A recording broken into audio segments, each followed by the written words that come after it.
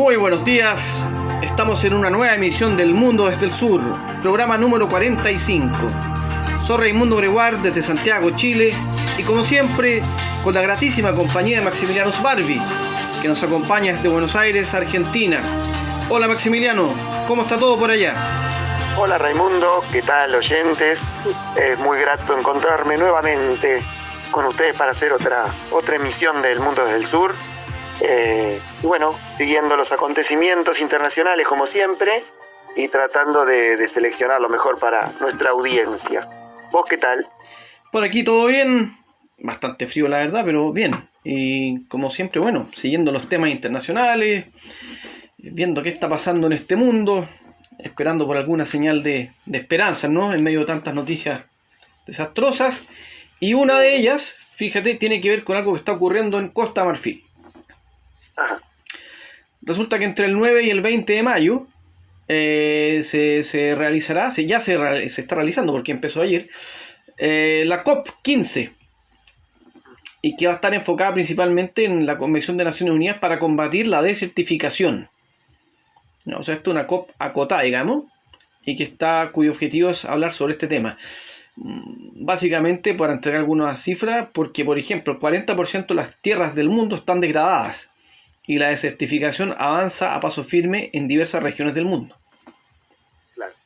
Es importante que se realice ahí en África subsahariana por los efectos nocivos que tiene el cambio climático, principalmente y directamente sobre África, aunque creo que Costa de Marfil quizás no es uno de los países más afectados, ¿no?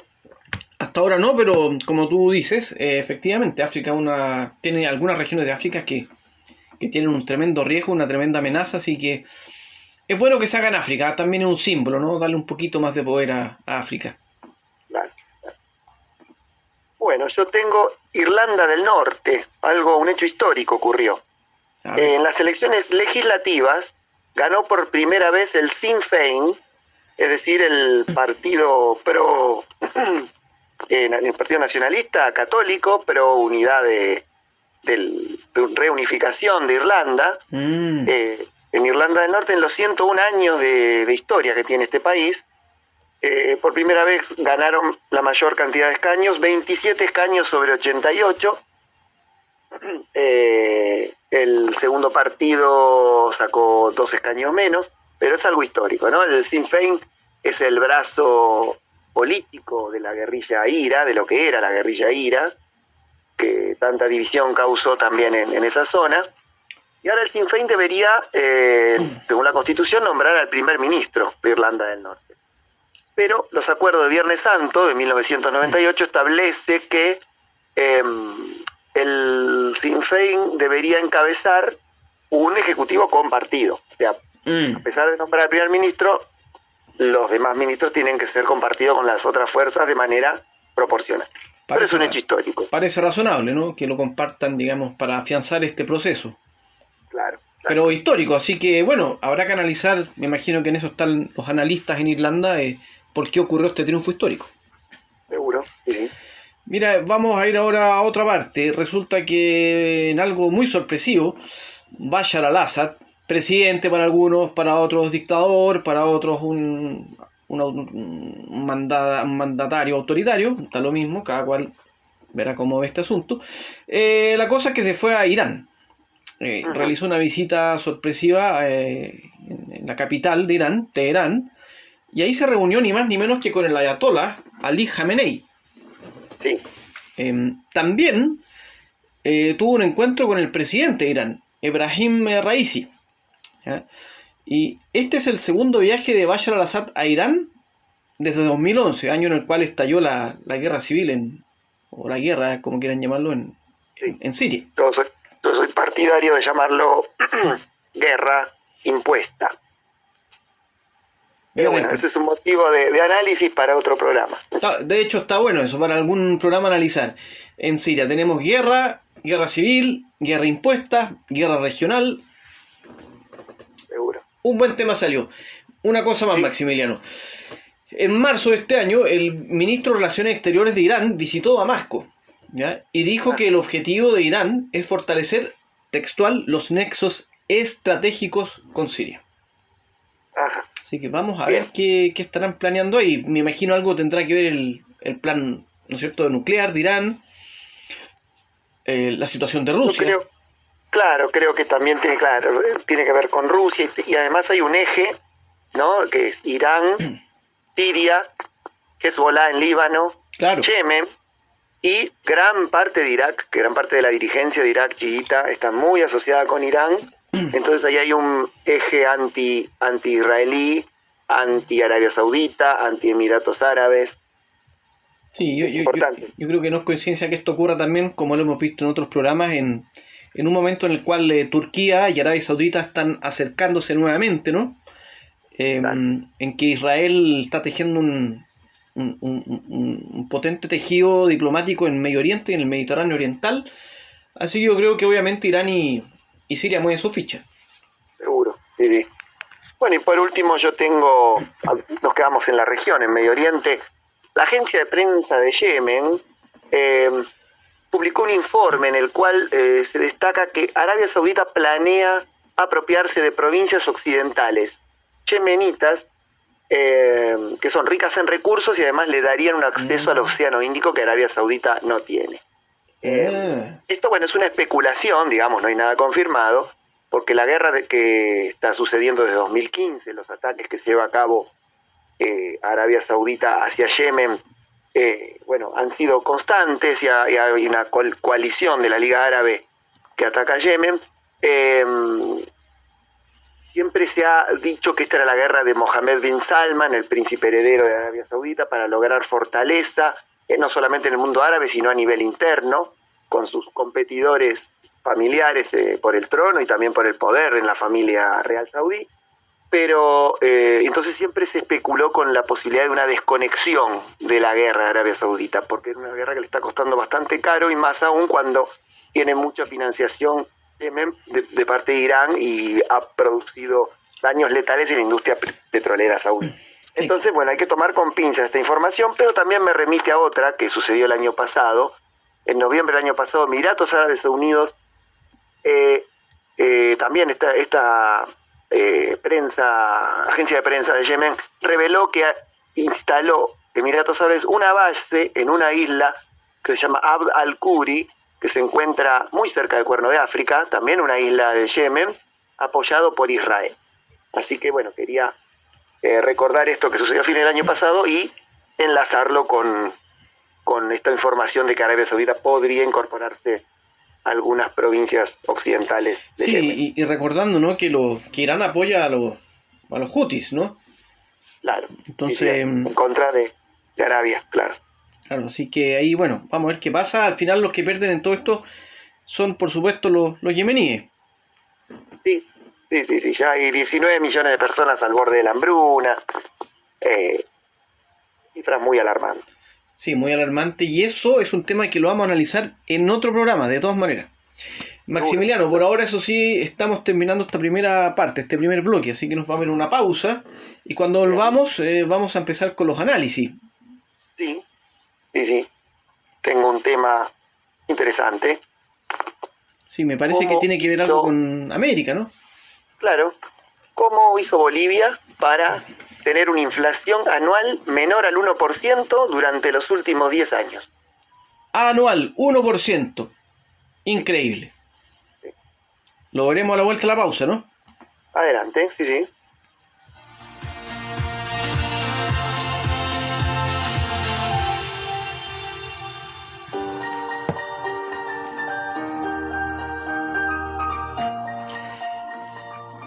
Estamos de vuelta ya con el segundo bloque del programa de hoy y bueno, me quedo dando vuelta en la cabeza este 1% anual de inflación. Es increíble, no sé, no tenía idea además, así que me parece que Maximiliano, un gran tema, así que te escuchamos. De hecho, la inflación de Bolivia en 2021 fue de 0,9, ya no llegó al 1% anual. Se espera, según distintos analistas, que en 2022 el costo de vida en América Latina tuvo un 10%, impulsado por dos motivos. Uno es la salida de la pandemia, la reactivación de la producción y el consumo, eso produce inflación, pero la guerra en Ucrania también por ser productores de insumos básicos para algunos productos que produce América Latina, como por ejemplo productos agrícolas ganaderos. Entonces, bueno, en América Latina se espera eso. Sin embargo, una política llevada a cabo por el gobierno de Evo Morales y también por el actual presidente Luis Arce, que fue ministro de Economía durante casi todos los gobiernos de Evo, pudieron blindar la economía de tal manera que la inflación no se disparara como sucede en Venezuela, en Argentina, bueno, y en otros países de América Latina que tienen más de 7, 8 veces la inflación que tiene Bolivia actualmente. Sí, interesante lo que estás mencionando porque, a ver, yo voy a dar aquí una opinión personal. Yo creo que se habló mucho, durante muchos años en Sudamérica, de Chávez, de Correa, ¿no? De Rafael Correa, de Hugo Chávez, de Evo Morales. Y específicamente en el caso de Evo Morales, se ha dicho muchas cosas buenas y malas. Donde yo creo que hay un acuerdo transversal es que en términos económicos en general manejó muy bien el asunto de Evo Morales y mejoró la situación del país. Yo me imagino que esto será una continuidad a lo que se venía haciendo, supongo, y es la pregunta que te hago, Maximiliano. Sí, exactamente, es una continuidad porque Evo Morales tuvo un gran acierto cuando asumió, que fue la nacionalización de los hidrocarburos. Creo que, si no me equivoco, el porcentaje era un 54%, es decir, de todo el gas y el petróleo que se extraiga de Bolivia, el 54% pertenece al Estado. Esa nacionalización parcial de los hidrocarburos logró que Bolivia tuviese una gran cantidad de divisas, y con esas divisas pueden mantener un cambio de dólar fijo del boliviano, ¿no?, que es la moneda de Bolivia, desde los últimos 10 años. Y además el Estado inyecta dólares de su reserva en el mercado para evitar que se dispare no solamente el precio del dólar, sino también la inflación.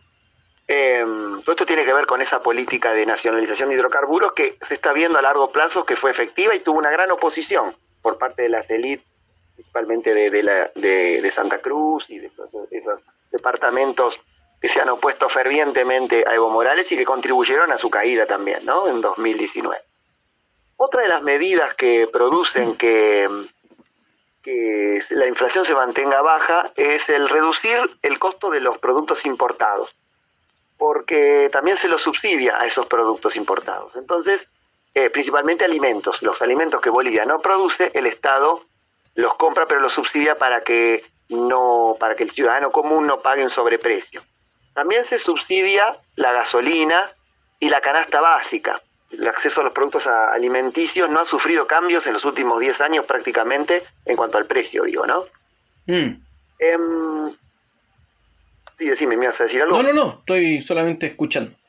Bien.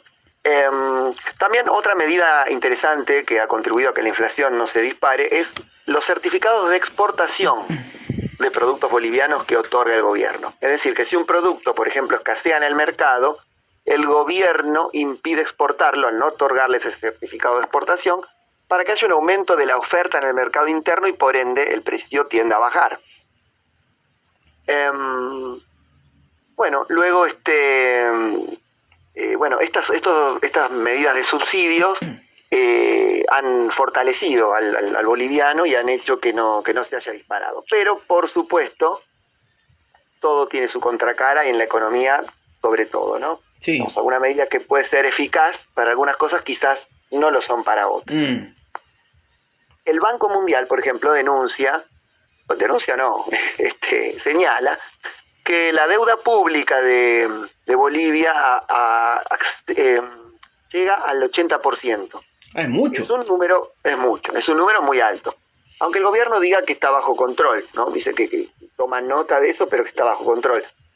Pero a pesar de eso, también hay otro problema, que es que al subsidiar productos importados, principalmente alimentos, eso desincentiva la producción local de algunos productos. Entonces, hay algunos productores que se ven afectados por los bajos precios de los productos importados, ¿no? Sí, eso es un problema. El aumento de... ¿Cómo? Eso es un problema que hay que seguirlo de cerca porque si eso sigue aumentando, eventualmente estos productores me imagino, van a protestar. Claro, sí, sí. Por un lado se benefician ante una inflación muy baja, pero por otro lado el costo de producción quizás no llegue, es mayor a lo que vale el producto importado, entonces no es negocio. El aumento del déficit fiscal es otro problema que tiene Bolivia porque sale más de lo que entra, ¿no? Y esto produce al final, al financiar con reservas, todo esto que dije, la gasolina, la canasta básica, los productos importados, lo que produce es que se pierdan reservas, ¿no? Pero lo interesante es que lo que produce Bolivia, que es gas, productos primarios, minería, ¿no? Minerales, son productos que han tenido un aumento en el mercado internacional bastante grande, principalmente también afectados por la guerra en Ucrania. El gas ha subido de precio a nivel mundial, también la soja que produce Bolivia está creo que en un precio récord histórico, entonces esto le produce ingresos de divisas a Bolivia con el que puede no solamente sostener este sistema de baja inflación, sino también de consolidarlo y de profundizarlo, ¿no? O sea, mientras las materias primas y los productos que exporta Bolivia tengan un alto valor, esto se sostiene en el tiempo. Claro. Sin embargo, las reservas están bastante bien, por eso desde hace 10 años que este sistema no ha cambiado, incluso con el golpe de 2019. Eso es lo que justamente, perdona, eso es lo que te quería preguntar. Esto que estamos viendo hoy, ¿ha sido una continuidad, digamos, ha sido continuo? Evo Morales, después Yanín Áñez, Sí, y después el actual presidente, o fue cambiando. Por lo que tú dices, parece que se mantuvo. Sí, se mantuvo principalmente, Luis Arce, como dije, que fue economista de Evo, fue uno de los cerebros de este plan económico, el actual presidente. Y durante el gobierno de Áñez no se pudo hacer muchas reformas, primero por la convulsión que había, por el golpe, el estallido que hubo, las condenas internacionales, y después vino la pandemia. Entonces hubo una situación muy anómala y creo que el gobierno de Áñez duró poco más de un año. Enseguida volvió el MAS al poder con Luis Arce, que retomó el plan económico de Evo Morales, pero no sufrió modificaciones durante el golpe. Bolivia, para finalizar, ¿no? Bolivia ha tenido el año pasado 0,9% de inflación anual.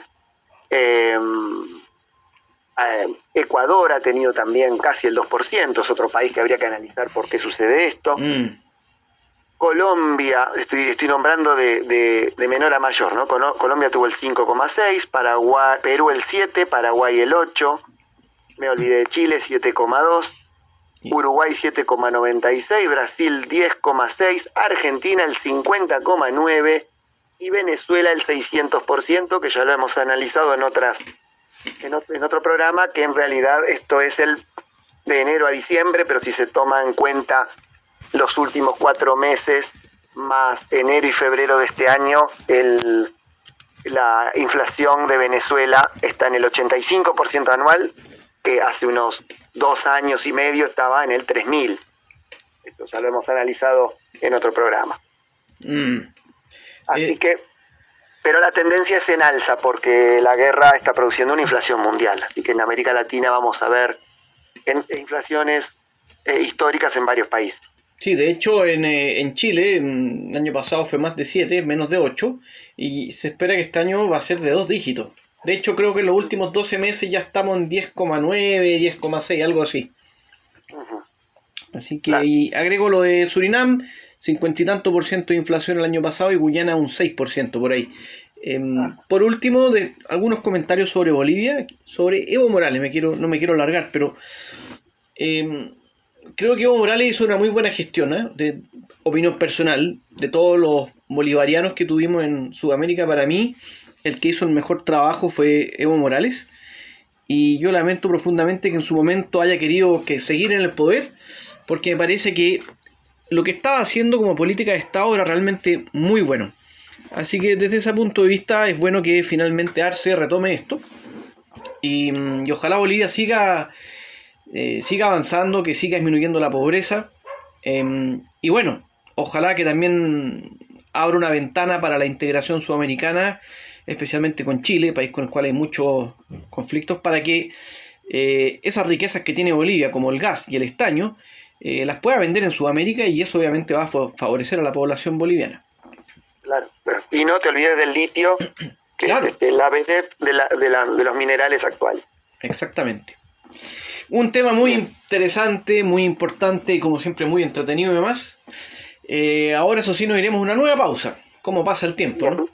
Sí. ¿Qué tema tenés para el próximo bloque? Vamos a hablar, para variar, un informe. Bien, es tu especialidad. Sí, lo que me ¿Sobre gusta. qué? Soy malo para las matemáticas, pero me gustan los números.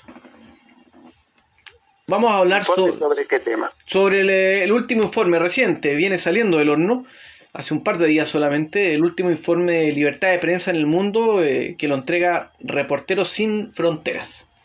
Interesante. Vamos, después de la pausa entonces. Así es.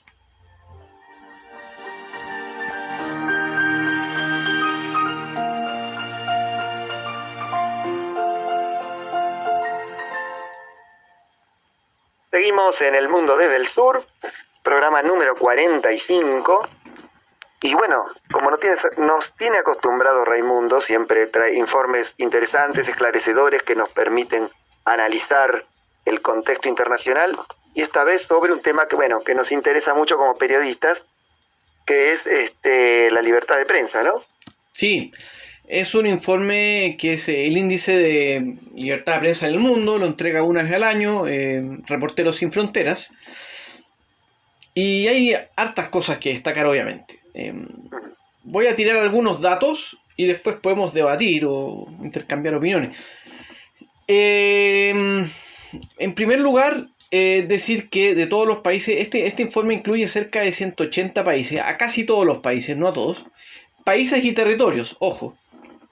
¿Ya? Hay que decir lamentablemente que todavía hay un número importante de países donde hay una situación problemática. Situación problemática es la categoría que se usa en este informe. Entonces, tenemos cerca de un tercio de los países con situación problemática. Estamos hablando de libertad de prensa. El mundo. En el mundo. Hay 42 países más que tienen una situación difícil. Hay 28 más que tienen una situación muy seria. O sea, tenemos en total a 132 países con una situación que podríamos calificar de regular hacia abajo. ¿Ya? Y a la inversa, solo 8 países con una buena situación y 40 con una situación satisfactoria. Solo 8 de 180 países y territorios tienen una situación buena. Es muy poco. Realmente. Ahora, te digo, por ejemplo, ¿qué pasaba en el 2013? Porque es bueno también ver qué pasaba en el pasado. En 2013, los países con una buena situación eran 26 y ahora son solo 8. O sea, en casi una década, la libertad de prensa se ha reducido de manera alarmante. Claro, en 2013 había 8 países, había 26 países con una buena situación y ahora son solo 8. Lo único bueno es que en aquel entonces los países con una situación satisfactoria eran 27 y ahora 40. Y ha aumentado también. Los países con una situación muy, muy seria pasaron de 20 en 2013 a 28. Y los países con una situación difícil aumentaron de 38 a 42. Los únicos que bajaron fueron los países con situación problemática, de 69 a 62. No son números muy alentadores. No. Para nada. Después vayamos por regiones. Te voy a contar, por ejemplo, Maximiliano, que el país que tiene porcentualmente más... donde hay, las regiones donde hay más continentes, donde hay más países con situaciones con países con una situación buena de libertad de prensa es Europa. Tiene cerca del 15% de los países europeos en este rango. Después viene América, que tiene muy poquito, tiene cerca del 4%. Y hay que decir que en Asia-Pacífico y en África no hay países con situación buena. No hay. Y alguna vez lo hubo por ahí. Alguna vez lo hubo, claramente. A la inversa, los países donde la situación es muy seria, porcentualmente hablando, domina esto en Asia-Pacífico, seguido por América y después África. Claro. Ahora, en Europa, mira, cosa que a la gente quizá le sorprenda, en Europa, porcentualmente hablando, perdón, hay un porcentaje más alto en Europa que en África. ¿De países en qué situación? En situación muy seria. ¿Ya? Qué raro, ¿no? Sí. Y África, que ha sido un continente que históricamente ha luchado contra las dictaduras, las convulsiones políticas, hay que decir que la verdad, más del 60% de los países de este continente tienen una situación que es satisfactoria o problemática. Ya, lo problemático es lo que domina, pero por lo menos no son situaciones países que estén en grandes dificultades. Claro. Ya podemos ver que hay un avance. Sí, sí. En América lo que más domina son los países en situación satisfactoria y problemática. Y en Europa lo que más domina son los países en situación problemática. O sea, Europa tiene un problema con la libertad de prensa. Claro. Que quedó demostrado luego de la guerra de Ucrania, se acentuó más. Exactamente. Se acentuó más. Mira, a propósito de eso, uno de los temas uno de los factores a tomar en cuenta, lo menciona este informe, es justamente la invasión en Ucrania. Ajá. Por ejemplo, por la propaganda de guerra que se hace por cada lado. Claro. Este tema también se ve, por ejemplo, reflejado en India y Pakistán. Y lo mismo entre Israel y Palestina. Israel está 86 en el mundo y es una democracia. Claro. Estados Unidos incluso está 42 en el mundo. Esto promovido principalmente por la polarización de los medios. Ajá. Y también, bueno, los países que siempre lideran acá son los países escandinavos, Noruega, Dinamarca y Suecia. Y Europa tiene esta dualidad que tienen los países con mejores índices del mundo, libertad de prensa, pero también tiene dos países bastante rezagados, como Moldavia, 40, y Bulgaria en el lugar 91. Claro. En fin, para terminar voy a dar algunas cifras del ranking en sí. Rápidamente vamos a ver aquí los primeros lugares para que la gente los tenga presente. Noruega primero, seguido de Dinamarca, Suecia, Estonia, Finlandia, los 5 primeros. Y luego, cerrando los 10 primeros, Irlanda, Portugal, atención América Latina, Costa Rica, 8º lugar. Siempre Costa Rica figura en los puestos más altos de la región. Sí, y hasta ahí Costa Rica es el último país con una situación buena en el mundo. Ajá. Después siguen Lituania, Liechtenstein cerrando el top 10, ¿no? Y después ya, bueno, empezamos a ver que hay algunas cosas que a veces a la gente le pueden llamar la atención. Por ejemplo, Jamaica está en el lugar 12. ¿Ah? Timor-Leste. Nunca me hubiese imaginado Jamaica. Seychelles, 13. Timor-Leste, 17. Namibia, 18. ¿Es el de África que más alto está, Namibia? Después de Seychelles. Claro, Seychelles, sí. Trinidad y Tobago, 25. Argentina, 29. El país es el mejor de Sudamérica. No está tan mal. El segundo de Latinoamérica y el mejor de Sudamérica. Después vamos a ir viendo Guyana, 34. ¿Ya? Vamos a ir viendo lo que mencionaba. Estados Unidos, 42. Uruguay, 44. Y aquí ya empezamos. Pensé que Uruguay iba a estar mejor, ¿eh? Sí. Ya en el grupo de los países con situación preocupante, digamos, con una situación que hay que ya tomar más con pinza. Me refiero a los países que tienen situación problemática, como dije. Empiezan aquí a aparecer países como, por ejemplo, en Sudamérica, Surinam en el 52, ¿ya? Y de ahí tenemos países importantes como Italia en el 58, ¿ya? Tenemos a Japón en el 71, ¿ya? O sea, raro, ¿no? países uno se imagina otra cosa. Italia, Japón. Claro, países desarrollados. Chile en un dramático lugar 83. Israel 86. O sea, vemos que aquí hay países que están, países desarrollados o países como Chile, que no es un país desarrollado, pero un país que históricamente tuvo buenos índices, que hace algunos años atrás estaba entre los 20 o 30 primeros y ya está 80 y tanto. Brasil 110. Y de ahí, bueno, ya para abajo aparecen países ya los de siempre. México, un país azotado por la violencia, 127. Bueno, voy a dar los últimos.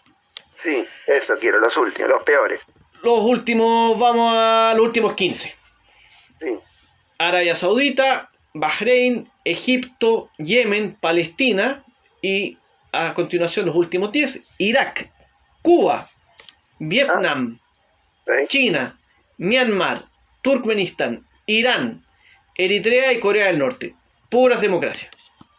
Sí. Eritrea y Corea del Norte están peleando el descenso. Sí, siempre. Sí. Si hubiese Claro, una segunda claro. división acá, hace rato estarían ahí. Sí. Bueno, interesante, muy interesante y muy curioso porque me llamó la atención algunos países desarrollados, qué bajos que están, y también algunos países del tercer mundo que están bastante altos, ¿no? Como Jamaica, por ejemplo. Timor-Leste. Bueno, Costa Rica no sé si me extraña tanto. Lo de Argentina realmente no, pensé que estaba más abajo, pero si uno lee los medios o ve o escucha los medios argentinos, no hay censura gubernamental. Quizás sí haya censura de los medios de prensa, de cada medio tiene su autocensura, digamos. Hay cosas que no se publican porque están más asociados a un sector que a otro, pero digamos, la libertad de prensa acá parece casi total, es lo que se respira, digamos. Sí, y mira, para tener un poquito más de noción, este índice toma en cuenta 5 factores o 5 variables, que son el contexto político, el marco legal, el contexto económico, el contexto sociocultural y la seguridad. Yo creo que en el caso de Argentina, por ejemplo, por lo que uno ve, uno no escucha que haya ataques contra periodistas, ataques contra medios, querellas del Estado. No, afortunadamente ese problema no tenemos otros peores quizás, pero ese problema no. Y el contexto político, algunos estarán a favor o en contra del actual presidente, pero se ve un contexto relativamente tranquilo. No, la mayoría de los medios dicen lo que quieren y atacan al gobierno como quieren y se pueden expresar porque no hay persecución. Y eso en parte es sano. Sí. Después quizás haya un abuso porque de la otra parte, ¿no? Digo, de los que atacan por atacar, por cuestiones políticas, económicas. Hay sectores de la oposición que son dueñas de medios y entonces se dedican todo el tiempo a atacar al gobierno. Ahí la libertad de prensa, existe libertad de prensa, pero no la objetividad. Exactamente, bueno, que es lo que le pasó a Estados Unidos. Finalmente la polarización hizo que el país retrocediera en el índice. Claro. Bueno, Maximiliano, ha sido un programa bastante interesante, pero lamentablemente ya tenemos que bajar la cortina. Bien, bueno, está bien. Bueno, les sugerimos siempre que se suscriban al canal de YouTube, que aprieten la campanita que está al lado del botón de suscribirse para que les lleguen las actualizaciones. Pueden consultar los programas viejos, nos encuentran como El Mundo desde el Sur. Bueno, y los saludo, les agradezco también que nos hayan acompañado hasta el final del programa. Y te saludo a vos, Raimundo, un gusto haber hecho el programa con vos. Para mí, como siempre, un gusto también estar contigo, compartir, analizar lo que pasa en el mundo y un gran abrazo para todas las personas y que tengan una excelente semana. Nos vemos en el 46. Así es. Hasta la próxima.